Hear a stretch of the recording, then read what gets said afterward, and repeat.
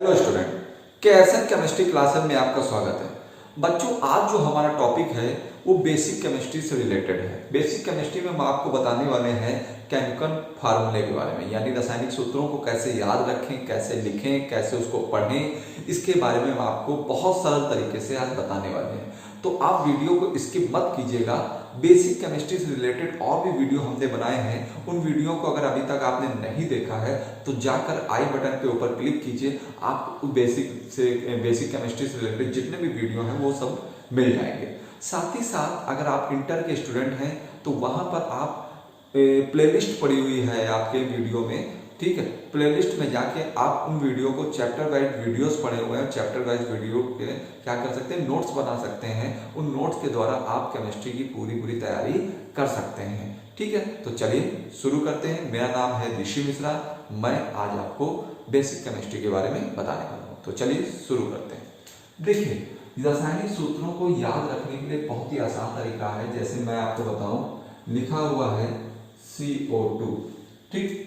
अब आप इसको कैसे पढ़ोगे? तो देखिए, CO2 को पढ़ने का तरीका है, C को बोलेंगे कार्बन, क्या बोलेंगे, कार्बन। 2 को बोलेंगे डाई, ठीक, और O को बोलेंगे ऑक्साइड, ठीक। फिर से देखिए, C को बोला कार्बन, 2 को बोला डाई, O को क्या बोल रहे हैं, ऑक्साइड। तो ये हो गया कार्बन डाई ऑक्साइड। हो गया कि नहीं हो गया? इसी जगह पे अगर हम लिख दें CO, क्या लिख दें, CO लिख दें। देखिए, C को बोलेंगे हम, क्या बोलेंगे, कार्बन। अब यहां पर 2 था O, यहां कितने O हैं, 1 है। तो रसायन विज्ञान में 1 के लिए हम मोनो शब्द का प्रयोग करते हैं। कौन से शब्द का प्रयोग करते हैं? मोनो शब्द का प्रयोग करते हैं। तो 1 O के लिए मोनो और O को क्या कहेंगे, ऑक्साइड, ठीक है। तो दोनों में डिफरेंस देख लीजिए। ये है carbon di, carbon dioxide. ये क्या है, कार्बन, एक O है तो मोनो, और O को क्या कहेंगे, ऑक्साइड। कार्बन मोनोऑक्साइड का फार्मूला आपको पता चल गया, ठीक है। साथ ही साथ जैसे आपके सामने लिखा हो वही फार्मूले हम यूज करने वाले हैं जो ज्यादातर पेपर में या आपके सामने बार बार आने वाले हैं। तो उनको कैसे आप लिखोगे और कैसे याद रखोगे? अब देख लें, आपके सामने लिखा हुआ है CH3Cl, ठीक। तो CH3 को हम लोग बोलते हैं मेथिल, क्या बोलते हैं, मेथिल। CH3 को क्या बोला हमने, मेथिल बोला, और Cl को क्या बोला, क्लोराइड, ठीक। क्लोरीन नहीं बोलिएगा, जब Cl किसी के साथ जुड़ा हुआ होता है तो वो हो जाता है क्लोराइड, ठीक है। CH3 को हमने क्या बोला, मेथिल, और Cl को क्या बोला, क्लोराइड। CH3 को मेथिल बोला और Cl को क्या बोला, क्लोराइड। इसी जगह मैं लिख दूं C2H5Cl, ठीक। तो C2H5 क्या है, ये एथिल है, क्या है, एथिल, और Cl क्या है, क्लोराइड, ठीक। C2H5 को बोला एथिल और Cl को क्या बोल रहे हैं, क्लोराइड। तो देखिए, ये हो गया मेथिल क्लोराइड, CH3 को बोला मेथिल और Cl को बोला क्लोराइड। C2H5 को बोला एथिल, Cl को बोला क्लोराइड, ठीक है। इसी प्रकार आप ये भी देख लें, जैसे आप मान लीजिए मैंने एक फार्मूला लिखा SO2, ठीक। S क्या है, सल्फर, S क्या है, सल्फर। 2 को क्या बोलेंगे, डाई, O को क्या बोलेंगे, oxide. Sulphur dioxide, sulphur di, S को बोला सल्फर, 2 को बोला डाई, और O को क्या बोल रहे हैं, ऑक्साइड। तो ये हो गया आपका सल्फर डाई ऑक्साइड, ठीक है। इतने फार्मूले आपने जाने। आप देख लीजिए, यहां मैं इसको रफ कर रहा हूं, मिटा रहा हूं। यहां पे क्या होगा, अब आगे देखिए। अब यहां पर मैंने लिख दिया KCl, K को बोलेंगे पोटेशियम, K को क्या बोला, पोटेशियम, और Cl को क्या बोलेंगे, क्लोराइड, ठीक है। तो K को बोला पोटेशियम और Cl को क्या बोल रहे हैं, क्लोराइड। ऐसे पढ़ेंगे, ठीक है। ऐसे देख, अगर पूरा वीडियो आप देखते बिना स्किप करे हो तो आप कई फार्मूलों को समझ जाएंगे, ठीक है। अब जैसे लिखा हुआ है K2SO4, तो K को बोला हमने, क्या बोला, पोटेशियम, और जहां SO4 आपको लिखा हुआ मिल जाए, जहां भी SO4 मिल जाए वो होगा सल्फेट, क्या होगा, सल्फेट, ठीक। अगर आपको कहीं लिखा हुआ मिल जाए आपको इसी जगह पर K2SO3, तो K को क्या बोलेंगे, पोटेशियम, और SO3 क्या होगा, सल्फाइड होगा। क्या होगा, सल्फाइड। अगर SO4 है तो आप क्या बोलोगे, सल्फेट, और SO3 है तो क्या बोलोगे, सल्फाइड। ठीक है, तो दोनों में अंतर देख लीजिए, SO4 है तो सल्फेट और SO3 है तो सल्फाइड। इसी जगह मैं लिख दूं आपका पोटेशियम कार्बोनेट K2CO3। ठीक, तो ये पोटेशियम K को क्या बोला, पोटेशियम, और जहां CO3 लिखा हुआ मिल जाए तो याद रखिएगा ये कहलाता है कार्बोनेट। ठीक है, K को बोला पोटेशियम, CO3 को क्या बोलना है, कार्बोनेट। इसी जगह एक और देखिए आप, ये लिखा हुआ CN। ठीक है, CN क्या है, साइनाइड है। क्या है, साइनाइड है। CN क्या है, साइनाइड। अगर यही N पहले आ जाए और C बाद में हो जाए, N पहले और C बाद में, CN तो बोला साइनाइड, अब N पहले आ गया C बाद में हो गया, तो ये हो गया आइसोसाइनाइड। क्या हो गया, आइसोसाइनाइड। ठीक, अगर N पहले है C बाद में है तो एक शब्द लगाएंगे आइसो, और क्या होगा, NC को क्या कहेंगे, साइनाइड। आइसोसाइनाइड हो गया, और CN को क्या कहेंगे, साइनाइड। और कार्बन और नाइट्रोजन के बीच जो बॉन्ड होते हैं वो क्या होता है, ट्रिपल बॉन्ड होता है। ठीक है, साथ ही साथ ये भी जान लीजिए, अब देखिए मैं इसको रफ कर रहा हूं, आप वीडियो को स्किप मत कीजिएगा, पूरा देखिए, तब आपको बहुत बढ़िया समझ में आएगा। अब मान लीजिए ये क्या है, ये है बेंजीन। ये क्या है, बेंजीन। इसी बेंजीन में अगर हम OH लगा दें तो ये बन गया, देखिए ये है बेंजीन, अलग अलग लिखते हैं, ये है बेंजीन। अगर इसी बेंजीन में OH लगा दिया, अब बन गया फिनॉल।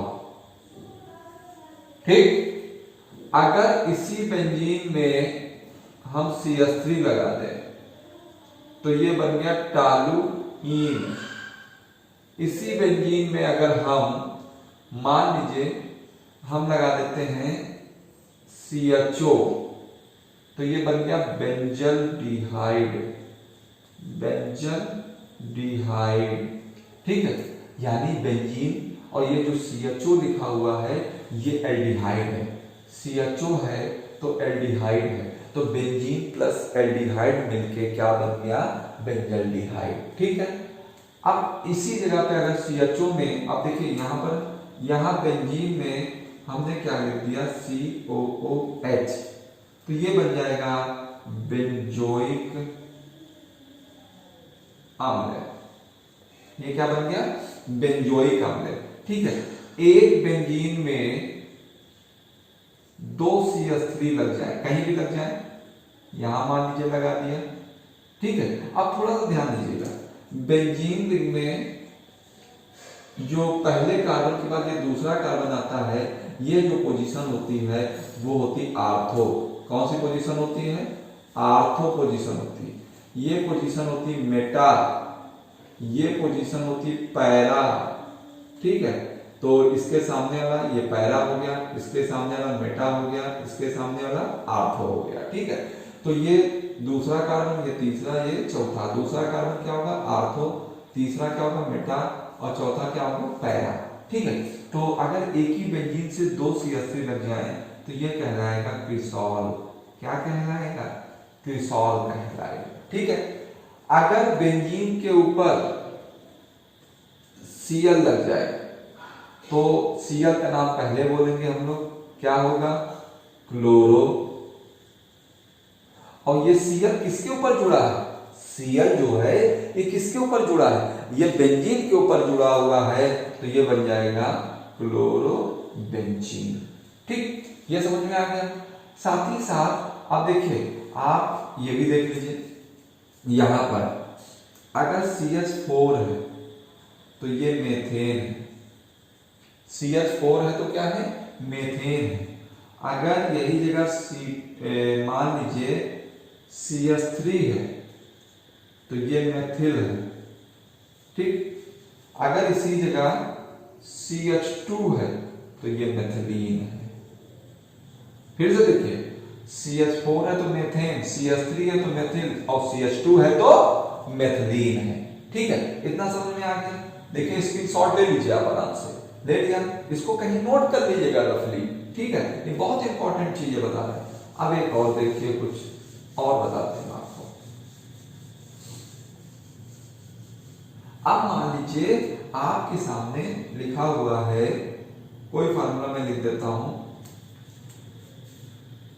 CCl4, C को बोला कार्बन, C को क्या बोला कार्बन, 4 को बोलेंगे टेट्रा, टेट्रा से याद रखिए टेट्रा को, और Cl को क्या बोलेंगे क्लोराइड। ठीक, C को बोला कार्बन, 4 को बोला टेट्रा और Cl को बोला क्लोराइड, तो ये बन गया कार्बन टेट्रा क्लोराइड। ठीक, इतना समझ में आ गया। अब देखिए ये C6H12O6 ये ग्लूकोज है। ठीक, इसी जगह एक और C6H12O6 लिख दें तो ये क्या है, फ्रक्टोज है। क्या है, फ्रक्टोज। ग्लूकोज और फ्रक्टोज के फार्मूले तो सेम होते हैं, परंतु ग्लूकोज जो होता है वो किसका होता है, चीनी और नमक का मिश्रण समझ लीजिए। ठीक है, और फ्रक्टोज जितने भी होते हैं ये फलों में पाए जाते हैं। किसमें पाए जाते हैं, फलों में पाए जाते हैं। ग्लूकोज की तुलना में जो फ्रक्टोज होता है वो ज्यादा मीठा होता है।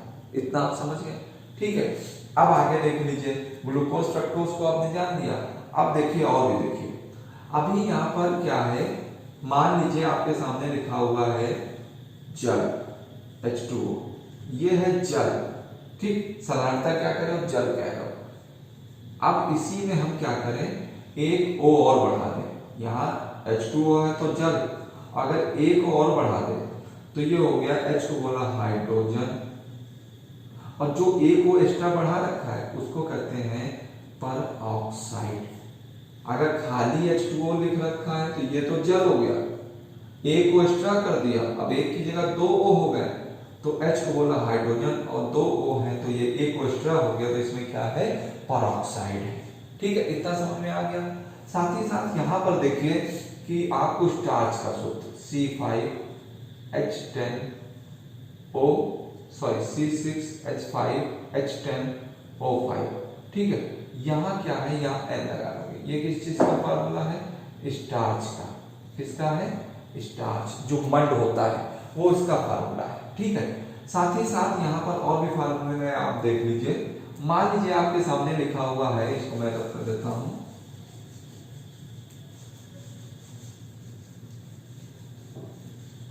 मान लीजिए आपके सामने लिखा हुआ है K2Cr2O7, तो K को क्या बोल रहे हैं, पोटेशियम, और Cr2O7 को बोलेंगे डाइक्रोमेट। क्या बोलेंगे, पोटेशियम, K को बोला पोटेशियम, Cr2O7 को बोला डाइक्रोमेट। अगर K2 की जगह Na2 लगा है, सेम Na2Cr2O7, तो अब पोटेशियम की जगह लग गया सोडियम। ठीक है, तो इसको बोलेंगे सोडियम, और इतने भाग को Cr2O7 को क्या बोलेंगे, डाइक्रोमेट। इतना समझ में आया। ठीक है, और भी चीजें आप देखिए, अगर लिखा हुआ है KMNO4 और लिख के आ जाए अम्लीय, अम्लीय पोटेशियम, पोटेशियम पर मैग्नेट, अम्लीय पोटेशियम पर मैग्नेट। ठीक है, अब इसका कैसे लिखेंगे, अम्लीय जो होता है वो H2SO4, अम्लीय के लिए क्या, सल्फ्यूरिक अम्ल, और पोटेशियम पर मैग्नेट KMNO4। ठीक, KMNO4, KMNO4 अम्लीय क्या है, H2SO4। अगर इसी जगह लिख जाए कि पोटेशियम, पोटेशियम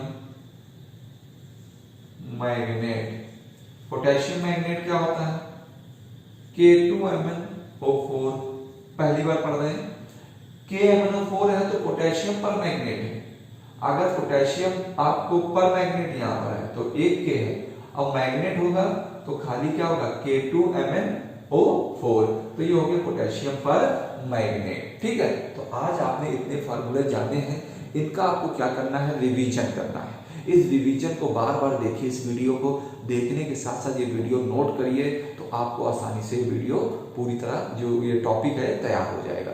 ये जितने भी मैंने आज फार्मूले बताए हैं ये इंटरमीडिएट में यूज होने वाले हैं। अगर आप इतने सूत्र याद कर लेते हैं, इसको समझ लेते हैं, इसको लिखने का ढंग जान लेते हैं, तो ये वीडियो आपके लिए बहुत ही कारगर यानी काम में आने वाले हैं। ठीक है, साथ ही साथ अगर अभी तक आपने मेरे पिछले वीडियो नहीं देखे हैं इंटर से रिलेटेड, तो जाइए, अभी प्लेलिस्ट पड़ी हुई है, वहां पर आप पूरे वीडियो चैप्टर वाइज देखिए और 85 प्लस के लिए बिल्कुल अपने तैयार कर लीजिए अपने आप को। हम बहुत ही जल्दी आपको रिवीजन कराने वाले हैं हेलो एल्केन से, तो हमारे रिवीजन क्लासेस में भी आप बने रहिए। और हम अब बायो की क्लास भी चलाने वाले हैं, बहुत ही जल्द हम बायो की भी वीडियो इसमें केएसएन केमिस्ट्री क्लासेस में डालने वाले हैं। तो आज के लिए केवल इतना ही काफी है। जय हिंद, जय भारत।